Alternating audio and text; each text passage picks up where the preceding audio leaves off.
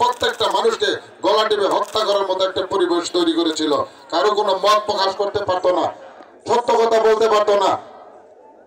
আজকে দেখেন, বিশ্বের ইতিহাস আমি কোথাও শুনি নাই এবং ইতিহাস অনেক গেড়েছি, কোথাও দেখি নাই যে বাংলাদেশে কি বিশ্বের কোন সংসদ একত্র 300 আসনের এমপি পলায়ন করেছে, উপজেলা চেয়ারম্যান পলায়ন করেছে।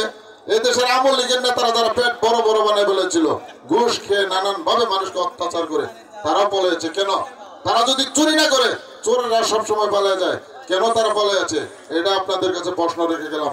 প্রিয় উপস্থিতি, আগামী নির্বাচনে বাংলাদেশ জাতীয়তাবাদী দলের প্রার্থী অ্যাডভোকেট আহমেদ আজম খান দীর্ঘ 35টি বছর যাবৎ যিনি সখীপুর পাটালির প্রত্যন্ত অঞ্চলে ঘুরে বেড়াচ্ছেন, শুধু আপনাদের কাছ থেকে একটি ভোটের ম্যান্ডেট নিয়ে যদি এমপি হতে পারে আপনাদের কাজ করবেন, এটা আমরা প্রতিশ্রুতি দিতে পারি।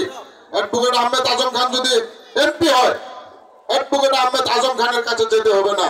আপনাদের এলাকার কৃতি সন্তান, আপনাদের মাটির সন্তান জনাব শাহজাহান সাজু দেখেন, বিএনপি ক্ষমতায় আসার আগেই ওই যে 4টা থেকে একটি রাস্তা আপনাদের এলাকায় এনে দিচ্ছেন, এই যে প্রত্যন্ত অঞ্চলে ইটের সোলিং করে দিচ্ছেন, এই মাঠে এই যে ঘর উদ্বোধন করে গেছেন, পাকা রাস্তা, পাকা ঘর, এইটা কিন্তু আওয়ামী লীগ সরকারও ছিল কিন্তু কোনোদিন করে নাই।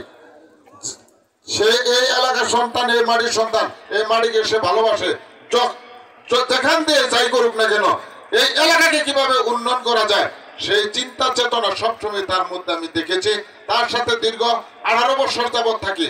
তার কি উন্নয়নের, তার কি মন মানসিকতা, সেটা কিন্তু আমি জানি।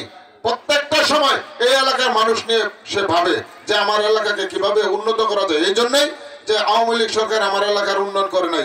আমি এই শেষ বয়সে, আমার শেষ জীবদ্দশায় আমি আমার দুর্গাপুর, মাহমুদনগর, বাগের বাড়ি এবং বুড়িচালা, দোবারচালা, তার উন্নয়ন চালা, এই এলাকা কিভাবে উন্নয়ন করা যায়, অজপাড়া এলাকা, আমি সেই উন্নয়ন করব। তাই আপনাদের কাছে আমার সবিনয় অনুরোধ থাকবে, তার দিকে লক্ষ্য করে এই এলাকার উন্নয়নকে কিভাবে ত্বরান্বিত করা যায় সেই দিকে লক্ষ্য করে আগামী নির্বাচন সুষ্ঠু নির্বাচন হবে। আমার ভোট আমি দিব, যাকে খুশি তাকে দিব, যাকে যোগ্য মনে হবে তাকেই দিবেন। একটি নেতা বিএনপির অ্যাডভোকেট আহমেদ আজম খান, তিনি একটি সৎ মানুষ। আমার দেখার দৃষ্টিতে কোনোদিন তার কোনো খারাপ কাজ দেখি নাই।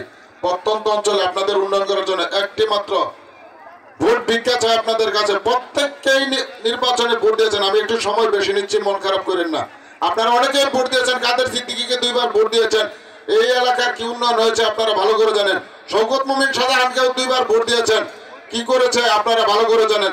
জোহারুল ইসলাম জোহের, তার ভোট লাগে না, সে এমনি এমপি হয়েছিল, সে জনগণের মূল্যায়ন বোঝে। শওকত মোমিন শাহজাহান সাহেবের ছেলে অনুপম শাহজাহান জয়কেও আপনারা ভোট দেন না, এমপি হয়েছিল, কি উন্নয়ন হয়েছে ভালো করে জানেন। সর্বশেষ একটি মাত্র ব্যক্তির জন্য আপনাদের কাছে ভোট ভিক্ষা চাই, জননেতা আলহাজ অ্যাডভোকেট আহমেদ আজম খান। তাকে একটি মাত্র ভোট দিয়ে যদি আগামী নির্বাচনে, সংসদ নির্বাচনে আপনারা এমপি বানান, ইনশাআল্লাহ কাকরাজান ইউনিয়নের শাহজাহান সাজুর নেতৃত্বে প্রত্যেকটা কাঁচা রাস্তা ইনশাআল্লাহ পাকা হবে, মসজিদ, মাদ্রাসা, মন্দির এবং স্কুল কলেজের উন্নয়ন হবে এবং পাকা হবে। আপনাদের চলাচলের জন্য সুন্দর পরিবেশ তৈরি হবে, কারণ পাকা রাস্তা না থাকলে সেই এলাকার কিন্তু উন্নয়ন হয় না।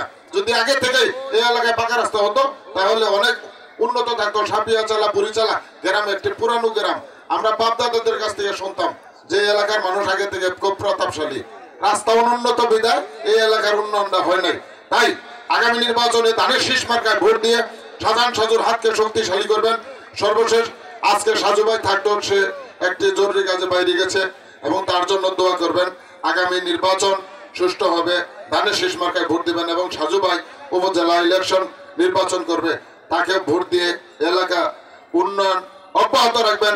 এই প্রত্যয় ব্যক্ত করে সকলে সুস্বাস্থ্য কামনা করে আপনারা সুস্থ থাকেন। সারা রাত ব্যাপী বেহুলা লক্ষিন্দর গান শুনবেন সুষ্ঠু পরিবেশে, এই প্রত্যাশা রেখে আমি আমার সংক্ষিপ্ত বক্তব্য শেষ করছি। খোদা হাফেজ।